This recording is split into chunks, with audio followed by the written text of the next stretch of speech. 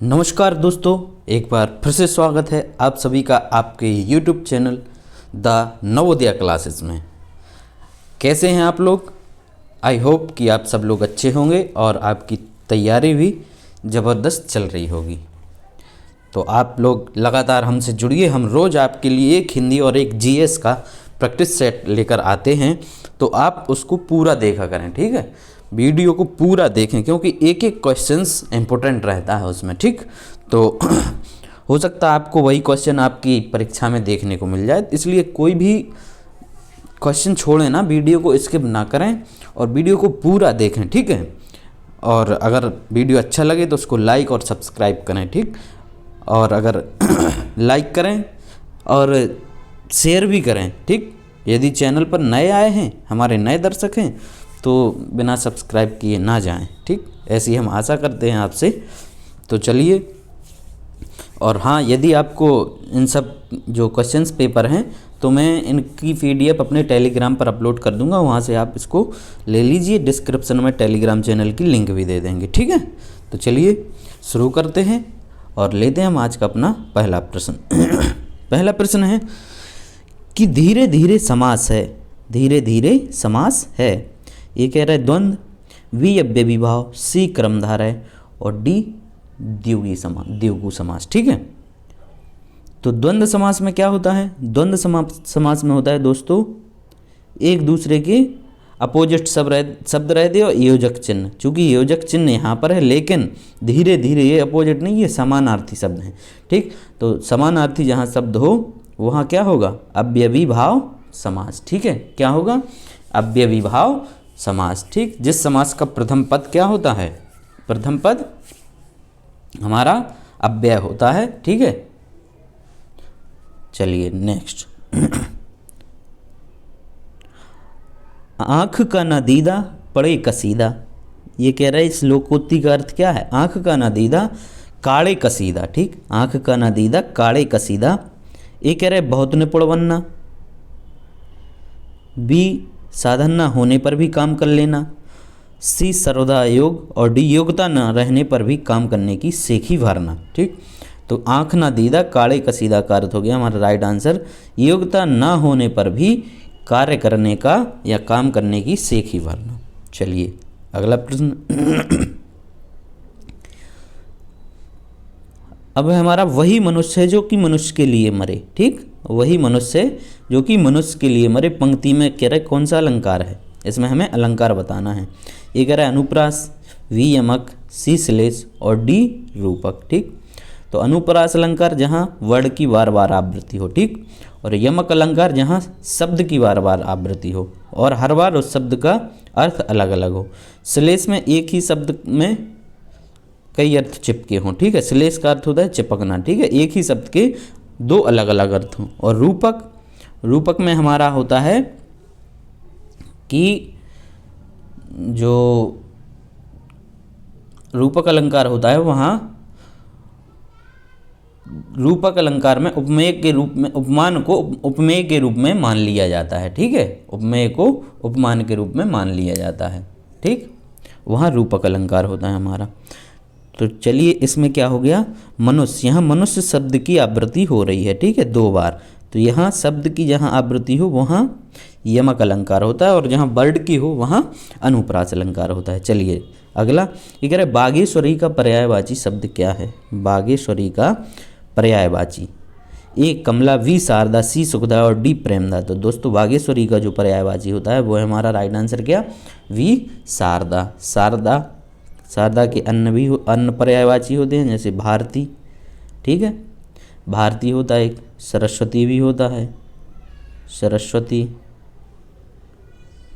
माँ सरस्वती। ठीक, बीड़ा पाणी होता, बीड़ा पाणी, बीड़ा पाणी, ये और अन्य इसके पर्यायवाची हैं। चलिए अगला है, ये कह रहा है अव्यवस्थित वाक्य खंड को क्रमबद्ध वाक्य बनाइए और उचित क्रम चुनिए। ठीक है, इसको अरेंज करना है हमें व्यवस्थित तरीके से, क्रमबद्ध तरीके से। तो चलिए करते हैं क्रम, इसको अपन लोग करेंगे यहाँ से। शुरू से ही, ठीक है, ये एक नंबर पे आ जाएगा, शुरू से ही आर्थिक और सामाजिक अन्याय को बिना हिंसक विरोध के भारतीय सहते चले आए हैं। ठीक, तो कौन सा आ रहा है इसमें, ये आ रहा हमारा राइट आंसर क्या, डी। चलिए नेक्स्ट है, 3 बेर खाती थी 3 बेर खाती थी, जिक्र है इसमें अलंकार बताइए। 3 बेर खाती थी 3 बेर खाती थी में प्रयुक्त अलंकार है। ए अनुप्रास, बी श्लेष, सी यमक और डी अन्योक्ति। ठीक, तो यहाँ पे 3 बेर, ठीक, इस शब्द का रिपीटेशन हो रहा है। ठीक, इसकी आवृत्ति हो रही है, ठीक, 2 बार, और इस बार इसमें दोनों बार इनका अर्थ अलग है। ठीक है, 3 बेर मतलब यहाँ 3 बार संख्या से मतलब, सॉरी यहाँ पे हो गया 3 बेर, ठीक, संख्या दी है बेर की, यहाँ 3 बेर, यहाँ बेर का अर्थ हो गया समय। ठीक, समय, ठीक है, तो इसमें होता है हमारा कौन सा, यमक अलंकार। राइट आंसर क्या हो गया, सी यमक अलंकार। 3 बेर खाती थी में क्या हो गया, यमक अलंकार। चलिए ये कह रहे विस्मय स्थायी भाव किस रस में होता है, विस्मय, विस्मय जो स्थायी भाव है वो किस में होता है, ये कह रहे हास्य में, बी शांत में, सी अद्भुत में और डी विभत्स में। तो जो विस्मय स्थायी भाव होता है वो होता है हमारा किस में, अद्भुत रस में। ठीक है, किस में, अद्भुत रस में। ठीक, और जो हास्य रस, जो हास्य रस का है वो हास्य है, और बीभत्स रस का है वो स्थायी भाव वो क्या है, बीभत्स का है जुगुप्सा। ठीक है, बीभत्स का। ठीक, और शांत रस का होता है निर्वेद, शांत रस का स्थायी भाव होता है निर्वेद। चलिए नेक्स्ट, यद्यपि मोहन धनी है तथापि बहुत दुखी है। कह रहे कौन सा वाक्य है इसमें, ठीक, कैसा वाक्य है ये, यद्यपि मोहन धनी है तथापि वह बहुत दुखी है। तो ये कह रहा है कि साधारण वाक्य है, संयुक्त वाक्य है, मिश्र वाक्य, और उपरोक्त में से कोई नहीं है। ठीक, तो ये है हमारा इसका राइट आंसर सी मिश्र वाक्य होगा। ठीक है, मिश्र वाक्य होगा क्योंकि 2 वाक्य हैं इसमें, मतलब चलिए नेक्स्ट है, जिसके बराबर कोई ना हो, जिसके बराबर कोई ना हो, ये कह रहा है ए विलक्षण, बी अनुपम, सी असाधारण और डी लोकातीत। ठीक, तो जिसके बराबर कोई ना हो उसके लिए एक शब्द होता है अनुपम। ठीक, अनुपम, तो राइट आंसर क्या हो गया, बी अनुपम। चलिए नेक्स्ट है, बंदर का तत्सम, बंदर का तत्सम बताना है हमें। ये कह रहा है कि मरकट, बी कपि, सी वानर और डी हरि। तो जो बंदर का तत्सम होता है वो होता है हमारा राइट आंसर हो गया सी वानर। ठीक है, और कपि क्या है, कपि ये इसका पर्यायवाची है, बंदर का ये कपि पर्यायवाची होता है, तत्सम होता है वानर। चलिए अगला है कि चरण कमल बंदो रघुराई। ये कह रहा है इसमें कौन सा अलंकार है, चरण कमल बंदो रघुराई में ए श्लेष, बी उपमा, सी रूपक और डी रूप का अतिशयोक्ति। ठीक, तो इसमें है हमारा दोस्तों राइट आंसर है ये चरण कमल बंदो रघुराई में हो गया रूपक अलंकार। ठीक है, रूपक अलंकार जहाँ उपमेय को उपमान के रूप में मान लिया जाता है। ठीक है, वहाँ रूपक अलंकार होता है। चलिए फिर हमारा नेक्स्ट क्वेश्चन कि 3 लोक से मथुरा न्यारी, इसका अर्थ क्या है, 3 लोक से मथुरा न्यारी। ये कह रहा है कि तीनों लोकों में मथुरा ना होना, बी सबसे निराला, सी मथुरा का बखान तीनों लोकों में है, डी बहुत सुंदर मथुरा का होना। तो 3 लोक से मथुरा न्यारी, इसका राइट आंसर हो गया बी सबसे निराला। क्या हो गया, बी सबसे निराला। चलिए नेक्स्ट है, मिथिलेश कुमारी किन्हें कहते हैं, मिथिलेश कुमारी किन्हें कहते हैं। ए कह रहे हैं कि राधा को, बी सीता को, सी सत्यभामा को और डी द्रौपदी को। तो दोस्तों मिथिलेश कुमारी कहते हैं हमारी किसे, सीता जी को। ठीक, और क्या कहते हैं इनको, एक वैदेही भी कहते हैं, वैदेही जानकी कहते हैं, वैदेही जानकी। ठीक, ये इनके अन्य नाम हैं। चलिए नेक्स्ट है कि खड़ी बोली का प्रथम महाकाव्य कौन सा था। खड़ी बोली का प्रथम महाकाव्य, ए कामायनी, बी प्रिय प्रवास, सी साकेत और डी नीरजा। तो दोस्तों जो खड़ी बोली का प्रथम महाकाव्य था उसका राइट आंसर क्या हो गया? राइट आंसर है हमारा बी प्रिय प्रवास। ठीक, प्रिय प्रवास। और ये किसकी रचना है? ये है अयोध्या प्रसाद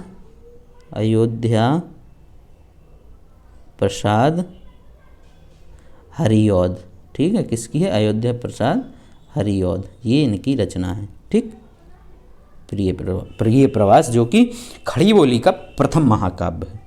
चलिए नेक्स्ट है अतः शब्द का समानार्थी। अतः का समानार्थी ये कह रहे अन्यथा नहीं होगा, अतएव नहीं होगा, परिणामता। ठीक, और अस्तु। तो इसका अतः शब्द का सही समानार्थी शब्द हो गया परिणामत।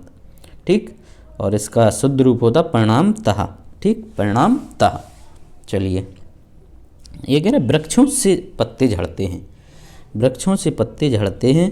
ठीक, कौन सी विभक्ति का प्रयोग है इसमें? से विभक्ति का। ठीक, से किस में होता है? से होता है हमारा कर्ता ने कर्म को करण से, लेकिन यहाँ पत्ते झड़ते हैं अलग होने के संदर्भ में से होता है हमारा अपादान में। ठीक, तो राइट आंसर क्या हो गया? सी, अपादान कारक। चलिए नेक्स्ट है विचार में एक प्रत्यय लगाने से शब्द बनता है। विचार शब्द है जो, इसमें कह रहे एक प्रत्यय लगाएंगे तो कौन सा शब्द बन जाएगा? ये कह रहा है वैचारिक, बी विचारिक, सी विचोरिक और डी वैचारिक। ठीक, तो जो राइट आंसर होगा विचार में एक प्रत्यय लगाने से वो हमारा बनता है राइट आंसर डी वैचारिक। ठीक, क्या शब्द बनेगा? वैचारिक। चलिए अगला प्रश्न ये कह रहा है शुद्ध वाक्य पहचानिए। शुद्ध वाक्य पहचानिए। ए मेरी बहनें, मेरी 5 बहनें और एक भाई हैं। गलत हो गया। मेरी 5 बहनें और एक भाई हैं, ये भी गलत हो गया। मेरा एक भाई और 5 बहनें हैं। ठीक है, राइट आंसर क्या हो गया? सी, मेरा एक भाई और 5 बहनें हैं। ठीक है, चलिए अगला बुढ़ापा एक प्रकार का अभिशाप है। ठीक, सही बात है, बुढ़ापा एक प्रकार का अभिशाप है। ये कह रहे रेखांकित शब्द जो बुढ़ापा है वो रेखांकित शब्द की संज्ञा कौन सी संज्ञा है? ए जातिवाचक, बी भाववाचक, सी व्यक्तिवाचक और डी समूहवाचक। तो दोस्तों जो बुढ़ापा होता है वो कौन सी संधि है? ये है भाववाचक संधि। ठीक है, कौन सी संधि है? भाववाचक संधि। भाववाचक संधि जिन संज्ञा शब्दों में गुण दोष भाव का बोध होता है वहाँ पे क्या होती है? भाववाचक संधि, भाववाचक संज्ञा होती है। चलिए ये कह रहा है कि मीनाक्षी का अर्थ है। मीनाक्षी का क्या अर्थ होता है? मीनाक्षी। ये कह रहा है कि मोरनी, बी मछली की तरह गोल आँखों वाली, सी यमुना नदी और डी पूनम की चांदनी। ठीक, तो जो मीनाक्षी का जो अर्थ होता है वो होता है दोस्तों क्या होगा इसका राइट आंसर? बी होगा, मछली की तरह गोल आँखों वाली। ठीक है, क्या होगा? मछली की तरह गोल आँखों वाली। चलिए नेक्स्ट क्वेश्चन ये है, ये कह रहे संपन्नता का विलोम शब्द कौन सा है? संपन्नता का विलोम शब्द ए आपत्ति, बी निर्धनता, सी आफत और डी विपत्ति। दोस्तों संपन्नता का इसमें विलोम शब्द होगा वो होगा निर्धनता। क्या होगा? निर्धनता। ठीक, और आपत्ति का होता अनापत्ति, आपत्ति का अनापत्ति। ठीक है, आफत का होता है शांत, आफत का क्या होता है? शांत। ठीक, और विपत्ति का होता है हमारा क्या? विपत्ति का होता है संपत्ति। विपत्ति का क्या होता है? संपत्ति। चलिए नेक्स्ट, निम्न में से कौन सा अज्ञानी का पर्याय नहीं है? ठीक, अज्ञानी मतलब जिसे ज्ञान ना हो, तो अज्ञानी का पर्याय नहीं है। अज्ञ है, मूर्ख है, अनभिज्ञ है। ठीक, और विज्ञ मतलब जिसको जानकारी हो, वो हो गया विज्ञ। तो इसका राइट आंसर हो गया क्या? बी, विज्ञ। ठीक है, चलिए अगला प्रश्न देखते हैं। जैसा काम वैसा दाम में जैसा किस व्याकरणात्मक कोटि का है? जैसा क्या है, ये कह रहा है विशेषण है, बी विशेष है, सी सर्वनाम है और डी अव्यय है। तो जो जैसा होता है वो होता है हमारा क्या दोस्तों, वो होता है विशेषण। जैसा क्या है, विशेषण है। चलिए, जो संज्ञा एवं सर्वनाम की विशेषता बताते हैं वो शब्द विशेषण कहलाते हैं। फिर है, निम्न में से कौन सा लुटेरा शब्द है। लुटेरा शब्द में प्रयुक्त प्रत्यय है, लुटेरा शब्द में प्रयुक्त प्रत्यय बताना है। ए एरा, वी रा, सी आ और डी इरा।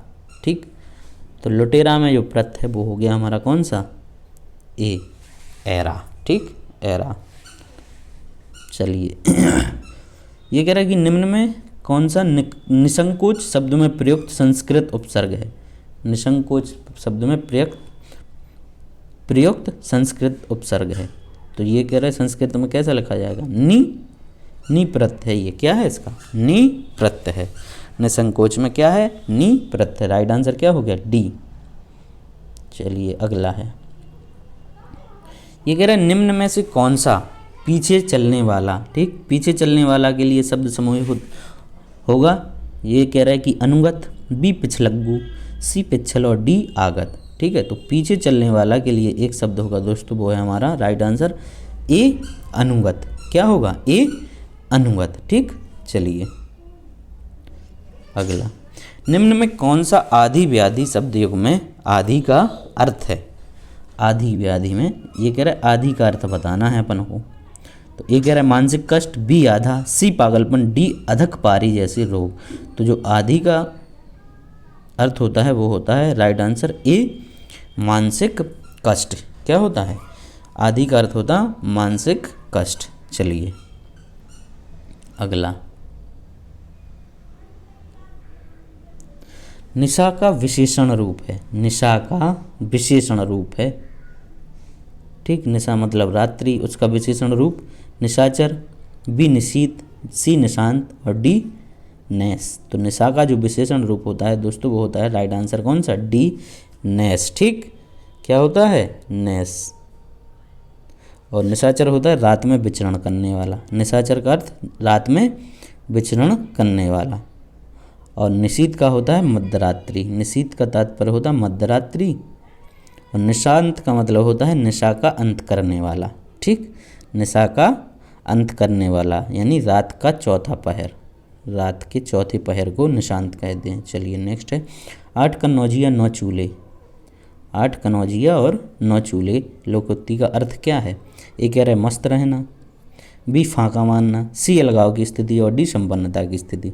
8 कन्नौजिया मतलब 9 चूल्हे, तो यही हो गया कि राइट आंसर हमारा इसका सी अलगाव की स्थिति। चलिए अगला, निम्न में चक्रपाणी, निम्न में से कौन सा चक्रपाणी में प्रयुक्त समास है। चक्रपाणी में कौन सा समास, ये कह रहे हैं कि वह अवयवी भाव, बी तत्पुरुष, सी बहुवीर और डी कर्मधार है। ठीक, तो अव्ययी भाव नहीं है, अव्ययी भाव में पहला अव्यय होता है। ठीक, और पहला पद प्रधान होता है। 10 तत्पुरुष में के समान आ जाता है। ठीक है, तत्पुरुष में क्या था, के समान।